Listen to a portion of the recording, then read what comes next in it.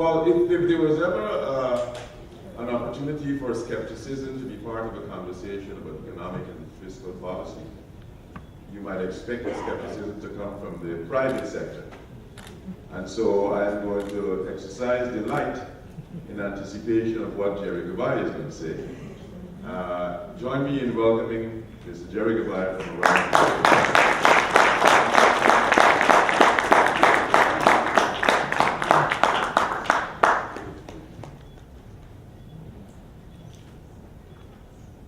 Thank you very much, ladies and gentlemen. There's a saying, where you stand depends on where you sit. And so obviously, my perspective is going to come to you from where I sit. And just for those who don't know, I sit in the chair, CEO's chair, and employ 275 young Guyanese. A company that is growing from strength to strength. A company that I expect as well to continue growth this year. And so, Professor, you're not going to get any negative perspective from me, particularly because I believe that words also have forming powers. And everything I stand for is progress and prosperity. But I also stand very strong on the platform of the freedom of the human spirit. I also stand on the platform that every citizen should live their life with dignity, pride, and self-esteem. And particularly, I'd like to see the time when we will stop measuring our own prosperity by GDP and start doing it by GHI, Gross Happiness Index.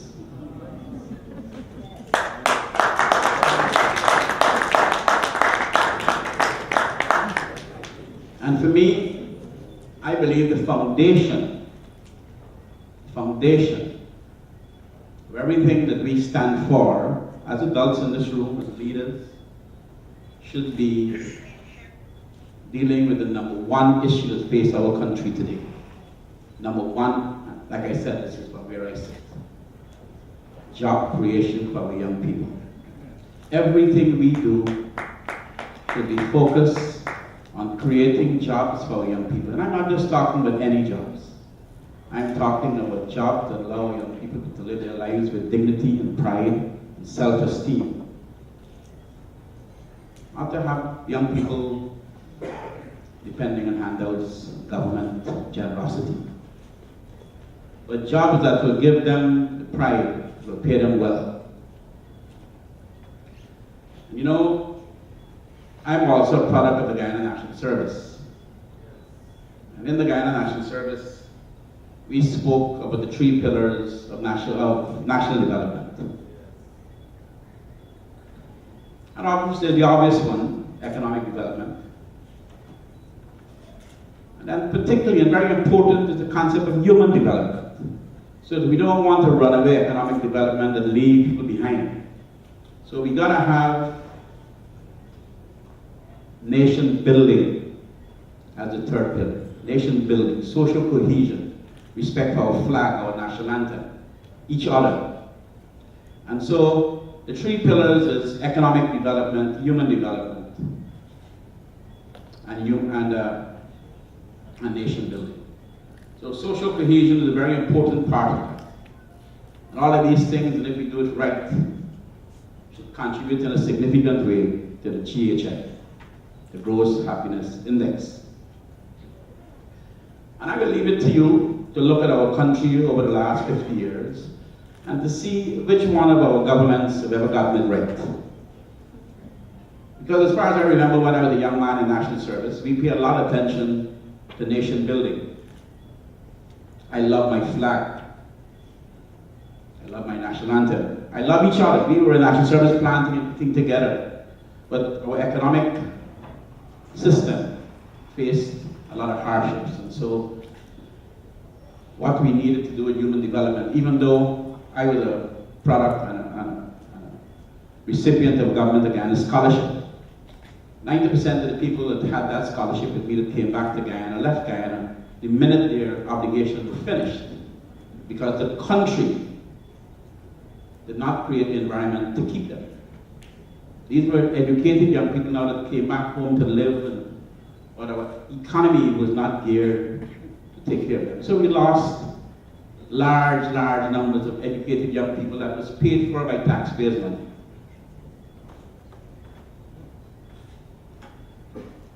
And so, coming out of that system says to me that for job creation to happen, which is to me the foundation of all of this,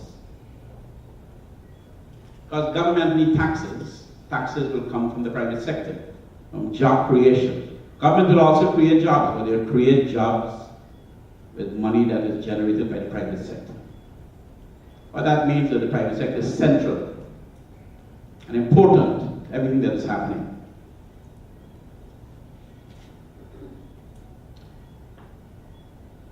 And to create these jobs, the government and our leaders every day got to focus on investor confidence, creating and fostering investor confidence. We have to wake up every day and think about confidence in tomorrow, that our money is not going to be valued, that nobody is going to nationalize our business, that the judicial system is going to be fair, that our properties are safe, that our law and order system is going to be safe, and so on. And so, creating the environment for private sector development is creating and fostering investor confidence every day, in everything we do. And they got everything to do with signals. What are the signals being sent by government to the private sector? And we need to learn from Walmart. I just came back from Florida. Walmart is budgeting $4 million in shoplifting every year in southern Florida. Seriously. But you don't see men walking around Walmart with AK-47s and making the shopping experience an oppressive one. Walmart still opens its stores and they have covert security systems. You don't see overt security systems. They don't frighten the customers away. And if as a country we frighten our private sector, don't ask why you are seeing the decline. It's right in front of your face. We have to pay attention to fostering and enhancing private sector and investor confidence, both local and foreign investors. We can't send the wrong signals when we have people getting up and saying that Guyana is a narco state and somehow expect that it's a political strategy, which is fine, but what it does affects every single one of us. And investor confidence in coming into our country, which will create a problem for job creation for our young people. And then the government will revert to taxing and more taxing and more taxing. And while you think you'll get more money, you'll get it from fewer people. And you'll get it from a smaller pie. And eventually, your revenues will dwindle. And so public policy, economic policy, taxation policy. And I remember one time I had this discussion with the Minister of Finance, because he was talking about simple mathematics. If he reduced the corporate tax, he can get less tax, he said. And we were working with him all the time. He said, sir, you will decrease it and you'll see that your taxes will increase. Because I don't agree with Professor Thomas when he said that taxation is a forced policy. I think that taxation, I think people generally want to be good people. I think generally every one of us want to pay our taxes. You want to live our life in peace. We don't want to live our lives frightened of the tax man, frightened of the police. But if you have oppressive systems, high taxation, then you start to have that type of behavior from people where they want to hide their money. But if you have a taxation policy that is palatable, you will find more people paying the tax. And I know it's hard for some people to understand that, but we have seen it. And just look at the numbers when our corporation tax moved from 33 to 30%. Look at those numbers back in whatever the time is, not so long. And I say that government need to work on creating the enabling environment. I have a 767 that leaves Guyana 5 times a week with 10 tons of empty belly space that could be flooding the New York market with fresh fruits and vegetables. When I walk down Liberty Avenue, I see beautiful fruit with all them come from the Dominican Republic. All the government of Guyana needs to do is to find out why we are not doing that. Why we're not doing it is because our international airport don't have a scanner that meet the TSA standards. So when you put cargo in the belly of a passenger plane, you must have 100% scanning of that cargo. We don't have it. And this has been going on forever. Create an enabling environment, and the private sector will create the jobs and create the wealth that will give you the taxes to develop the country. If you frighten the private sector by walking around with an AK-47 in Walmart, you're not only going to frighten the private sector, and they're going to close up, what a flower name that is closed up at night? Something, a lady.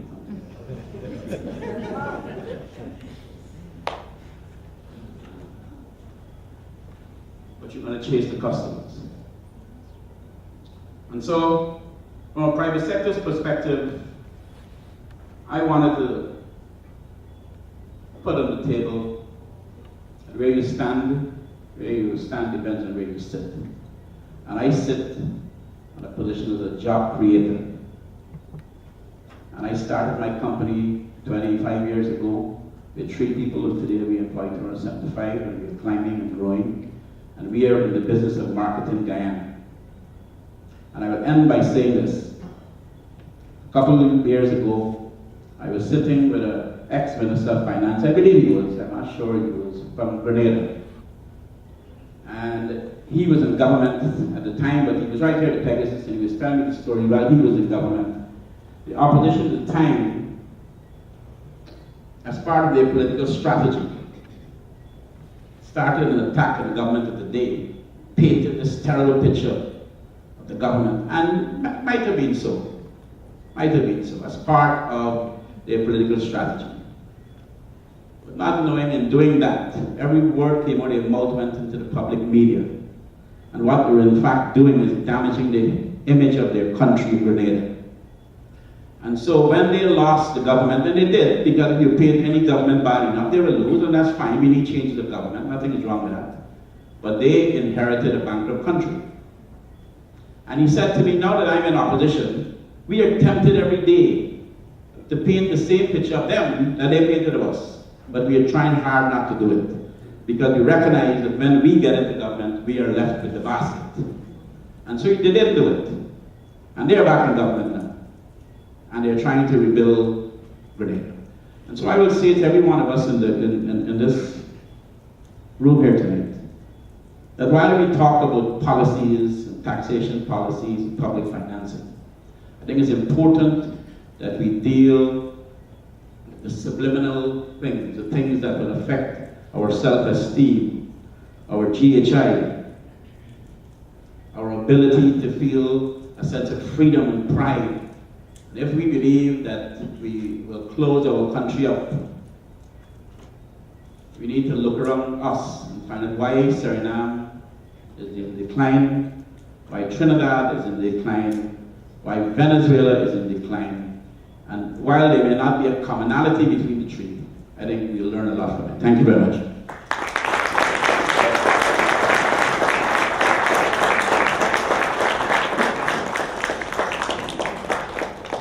It's good to know that Jerry Gouveia was paying attention in that class at National Defense University that I taught about 15 years ago in relation to where you stand depends on where you sit.